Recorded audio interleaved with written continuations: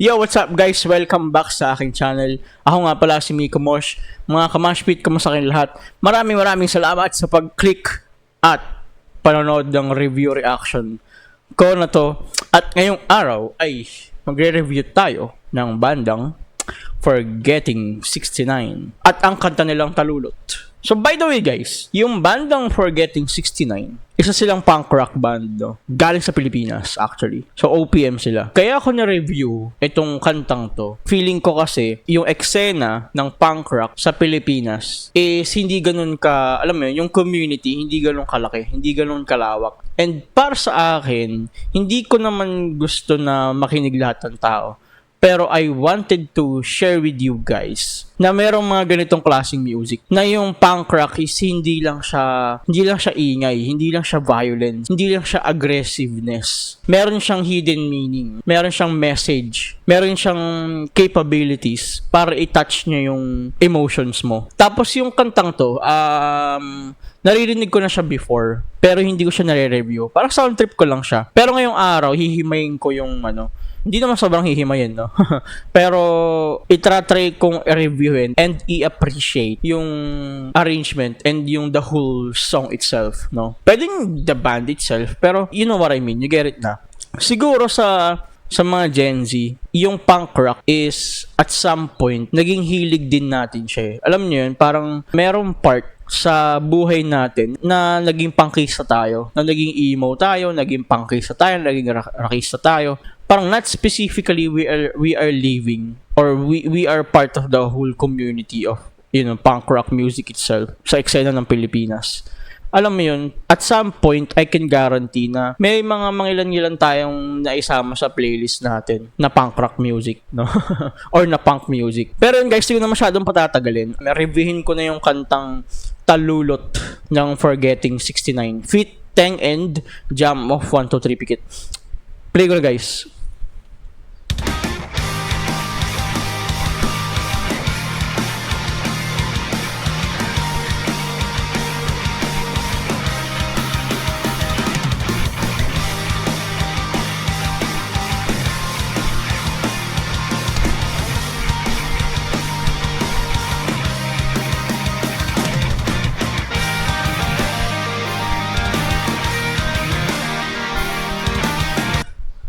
Wait lang guys, okay. Pag naririnig ko yung Forgetting 69 or yung intro pa lang ng kantang to, para silang The Story So Far. Merong aggressive na rhythm, tapos merong lead part na pa isa-isang string or dalawang string. Na parang it's a new wave, new arrangement or bagong version ng punk rock sa year, alam mo yun, 2020 pataas. And sobrang ganda niya kasi it adds flavor, alam mo yun, nagbabago yung generation. Merong gustong makinig ng traditional or old school na punk rock, pero feeling ko lang, tinatry nilang i-cater din yung mga new generation na fan ng punk rock. Nag-a-add sila ng, alam mo yun, ng gimmick dun sa tunog ng gitara, tunog ng drums. Pero so far, na re-relate ko sa banda nila is yung bandang The Story So Far. Sarap sa tenga. Alam mo yun, parang high school days. Play ko na guys. Balik ka konti.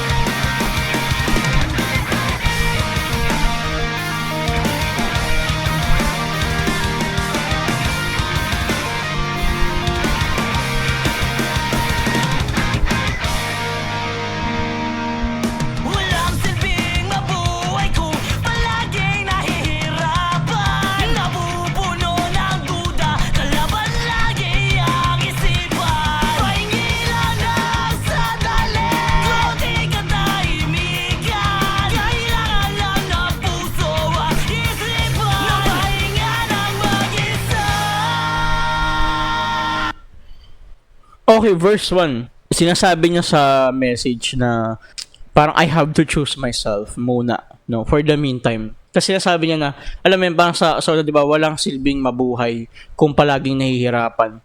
So, gusto niya munang, alam mo yun, mag-recollect sa sarili niya.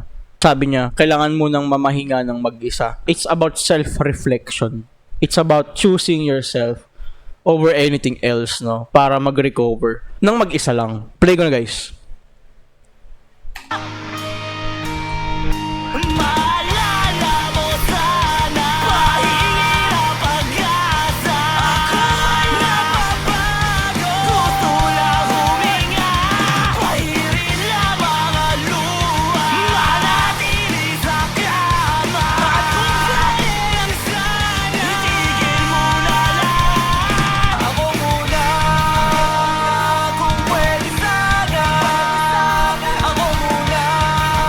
Sarap sa tenga, no? Mapapano ka, mapapajam ka.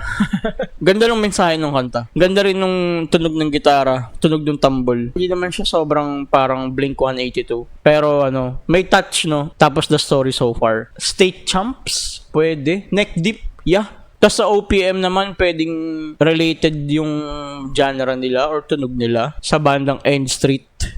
No? Mga punk rock ng Pilipinas yan. Ang banda ni Don Juan. Snake Fight? Isa yan sa mga pwede kong ma-relate sa bandang to. Sarap sa tenga. Hindi siya yung tipo na good vibe. Definitely. Para sa akin yung message niya. Pero, ang special sa kantang to is it is trying, significantly trying to touch our emotions, to touch our hearts, no? Na sinasabi niya na magpahinga ka muna. Alam mo yun, parang take it easy, bro. Kumbaga ganun. Hindi mo kailangang i-rush lahat. It's very a good thing and it's a very good message para sa mga taong nakaka-experience ng anxiety, ng depressions, kasi it's never a joke, no? Kumbaga kailangan mo 'yon na magpahinga, kailangan mong mag-take a break, kailangan mong isihan lang, wag mo madaliin yung mga bagay para matulungan mo yung sarili mo. I think ganun yung pinoportray at least nung kanta. Tapos, sobrang okay siya, especially kung mahilig ka sa mga ganitong kanta, right? Kung na-appreciate mo yung mga ganitong klaseng music, right? Mas madali mong mafe-feel or mare-reflect yung mga bagay kung yung emotion mo is heavily driven or easily driven by your taste of music. Play ko na, guys.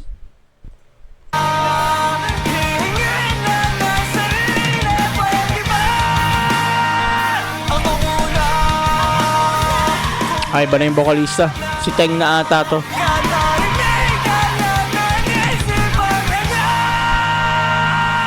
Nag-iba yung singer.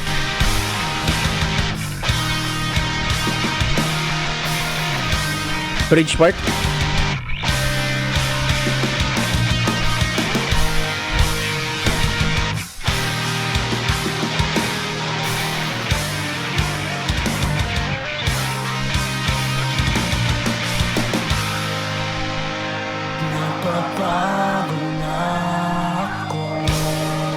Nice, konti pa. Malalampasan din natin to. Papabor din sa atin ng panood. Nice message.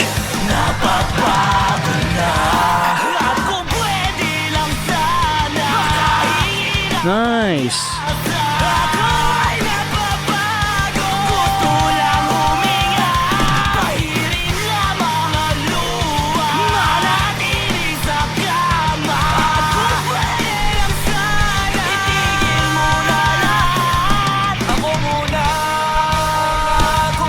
Yeah.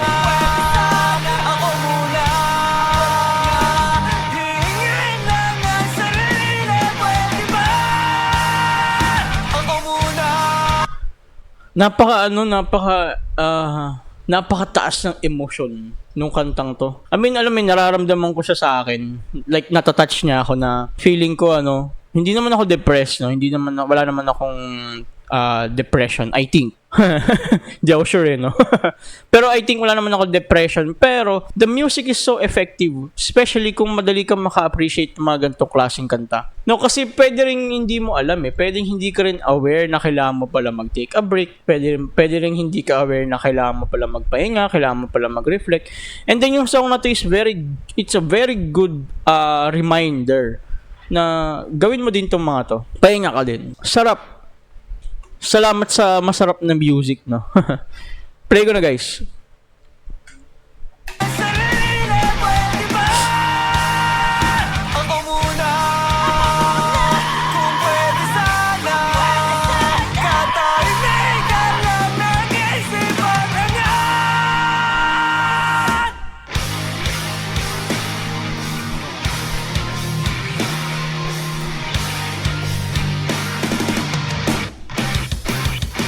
Yeah,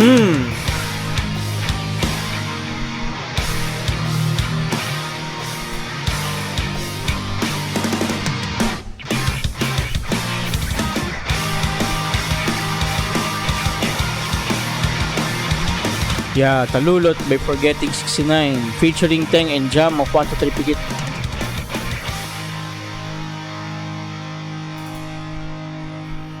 Nice song. Sarap. Congratulations no kudos sa Forgetting 69 and 123 Friends. 123 Pikit and Friends, no. Alam nyo guys, yung masarap sa bandang to, they are trying to revive the punk rock scene, no. At least I am assuming, no. Wag niyo naman ako sana i-bash.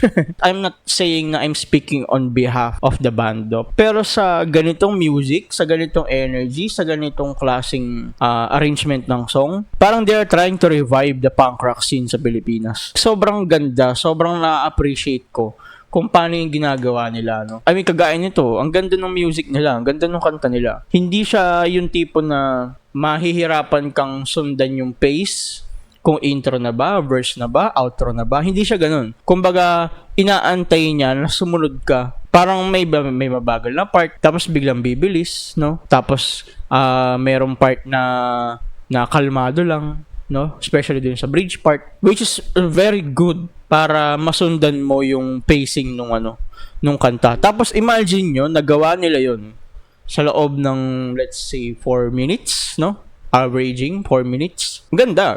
Forgetting 69. Okay yung kanta, no? Sarap sa tenga, verified. Okay.